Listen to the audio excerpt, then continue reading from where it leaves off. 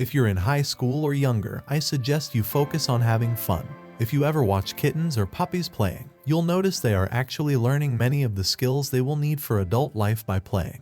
Have fun, play, and learn. I feel for kids today whose parents are preparing them for Harvard and kindergarten. In Hawaii, well-to-do parents are paying over $1,000 a month for their 6-month-old children to go to a college prep daycare. It's their choice, but I would not want to be their child. Growing up, I was unaware of my family's financial situation until I started school. Unfortunately, it wasn't acceptable for me to express my desire for a more prosperous life to my parents, adults, or teachers. In my family, wanting to be wealthy was considered a sin. This attitude still exists in some households and groups today. If you're a child in a family or a circle of people who think striving for wealth is immoral, it's best to stay quiet and not argue with the adults. It's not worth the effort. Look for peers in school or online who share your outlook, and be authentic without contradicting your family's principles. Your family should be held in high regard. If your family is encouraging of your ambitions to be wealthy, take them along for the ride. At many of the seminars Donald and I have done together, it's often the kids that drag their parents along.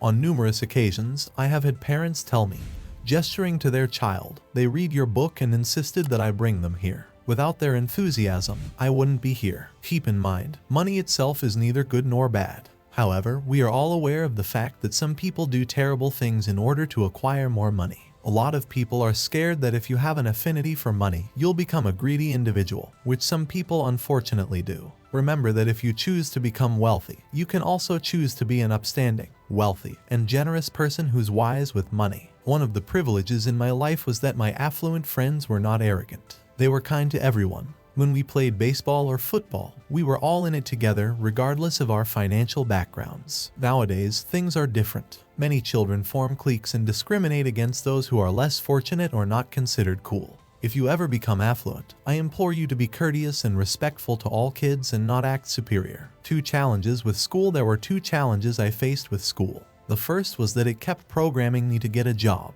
Teachers assumed I was going to be an employee in the E quadrant. I wanted to be an entrepreneur. Thank goodness schools today have business clubs and curriculums for students who want to be entrepreneurs. In my day, there were a few clubs, but they were taught by people who did not know anything about business. The second challenge was that schools punish people for making mistakes. Isn't that silly?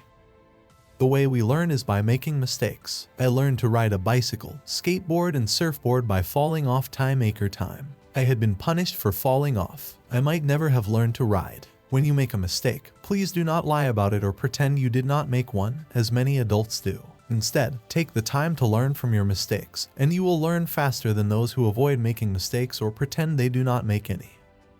Most people struggle with money because in school they only learn how to work for money. Rarely do they learn to have money work for them. Robert Kiyosaki. 2 great exercises. Exercise 1.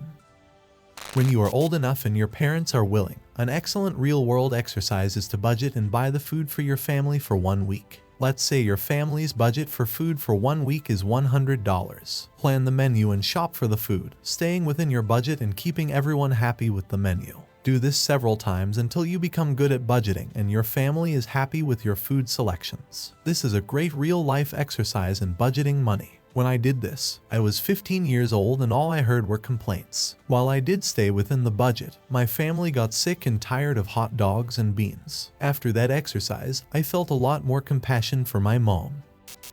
Exercise 2. Most people struggle with money because in school they only learn how to work for money. Rarely do they learn to have money work for them. After you have mastered budgeting for food, you can learn how to make money with money. The exercise is simple if you are creative, but tough if you are not creative. All you have to do is take $10 and see how long it takes you to double it to $20. You could buy something and sell it on the web. If you are good, you may double your money in 1 day. The challenge is to find out how many different ways you can take money and make more money with it. Most adults struggle financially because they do not have a clue how to do this. They just know how to go to work, get paid, and spend what they earn. If you are going to be rich, you will need to know many different ways to make money with money. Donald and I both had the privilege of having mentors in the form of our wealthy fathers. This may be why Donald was able to create his hit television show, The Apprentice. Before the advent of government-controlled schooling, young people would learn their craft by becoming apprentices to mentors. This traditional mentor-apprentice system has been around since the days of cave dwellers and is still one of the primary ways of learning. Children would learn all the necessary skills under the tutelage of an adult mentor who was experienced in their chosen craft. Instead of having mentors, today we have teachers to guide us. While there are similarities between the two, there are also distinct differences. A teacher will teach you a subject, while a mentor will be a role model for you to aspire to. Growing up, I had the difficult situation of having my father as my teacher. Even though I loved him, I didn't want to be like him. However, he still taught me many important values, including honor, the love of learning, honesty, and the courage to stand up for what's right, even if it meant sacrificing his job. These lessons are invaluable and something I will always carry with me. I have done my best to embody many of those traits in my life today, but did not want to grow up to be a reacher in the government system as he was. I did not want to need a job or expect the government to take care of me when I retired. I wanted to be a rich entrepreneur who invested in real estate. That is why I sought out a mentor, my rich dad. Today, I am a teacher. The difference is I am an entrepreneur who owns an education business. If not for my apprenticeship with my rich dad, I doubt if I would be an educational entrepreneur who invests in real estate, gold, silver, and oil. By having both my fathers as mentors, I was able to gain all the best qualities that both of them had. It is important to remember the difference between a teacher and a mentor. If you are fortunate enough to find a mentor that you admire, be sure to show your appreciation for their wisdom and respect their time and the knowledge they are willing to share with you. The life will introduce you to many different people. Some you will love and some you will wish you never met. You can learn something from all of them. A word about school. While I did not like school, did not do well in school, and have not used much of what I studied in school, I still recommend all young people complete their education, at least through 4 years of college. Why do I recommend this? For the following reasons.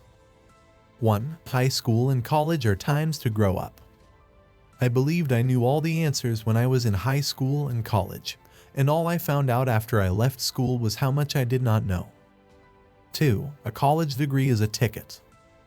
It means you accomplished something. It means you focused for 4 years. If I did not have a college degree, I would never have been allowed into Navy flight school. As a helicopter pilot, I often let my enlisted crew chiefs fly the helicopter. Most of them were better pilots than me, but because they did not have a college degree, the ticket, the military would not let them fly. 3. College gives you the opportunity to explore many different subjects and interests. At the academy, I was surprised to find out how much I enjoyed the study of economics. If I had not gone to college, I would not know much about global economic trends and the language economists use. Just knowing a little about GNP versus GDP and the differences between M1, M2, and M3, the measure of money supplies, has made a significant impact upon my finances. What should I study? Whenever I am asked by college students, what do you recommend I study? I recommend 2 things. They are 1. Accounting. 2. Business law. I do not suggest that everyone should become an accountant or attorney. Instead, I recommend these 2 subjects because they offer students a unique insight into the business or investment world. With a better understanding of these 2 topics, it's like being able to look through a magnifying glass and see details that would otherwise go unnoticed. Financial advisors try to convince you to entrust them with your money because they know you think they have a better insight than you do. They want you to think that they possess a special knowledge or insight. While some advisors may possess such knowledge, the majority are actually just salespeople, which is why they are often referred to as brokers. As I've said, a majority of them do not invest in what they recommend. One of the benefits of going to school and studying different subjects is that you learn the disciplines and the language, particular to different professions. For example, when I went to flight school, I learned the disciplines of pilots and the lingo they used. When I was at the academy, I learned the disciplines needed to live on a ship and become an officer. I learned that in the shipping industry, instead of using the words right or left, we use starboard or port. Accounting courses teach students how to read and interpret numbers and terminology specific to the field. For example, as mentioned in the book Rich Dad, Poor Dad, the rich dad had a different definition for the word asset than the poor dad. This is why the poor dad referred to his house as an asset, while the rich dad considered it to be a liability. My rich dad was aware of the various definitions of the word asset, whereas my poor dad lacked this knowledge. This single difference had huge impacts on the lives of both men. Even today, I encounter financial journalists and brokers who challenge my definitions of assets and liabilities. My bank pays me interest. I can hear some of you saying, well, my savings pay me interest as a return.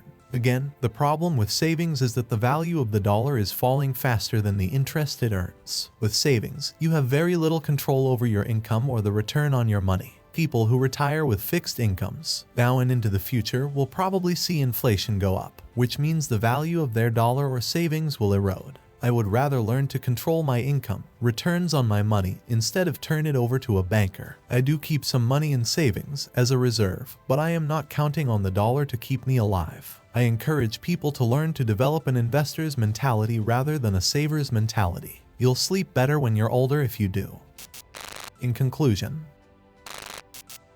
if you're in college, make sure to get a strong foundation in accounting and business law. Afterwards, invest some time and effort in gaining practical experience. In theory, managing income, expenses, assets, and liabilities may seem straightforward, but in reality, it's not. It is essential to be able to take what you've learned in the classroom and apply it to real-world scenarios. Business law is all about understanding the regulations. Just like in any other game, it's important to be aware of the rules in order to play the game properly. I have personally experienced difficulties due to not knowing the rules or having an advisor who is not familiar with them. It's crucial to understand the fundamental rules early on in order to give yourself the best chance of succeeding.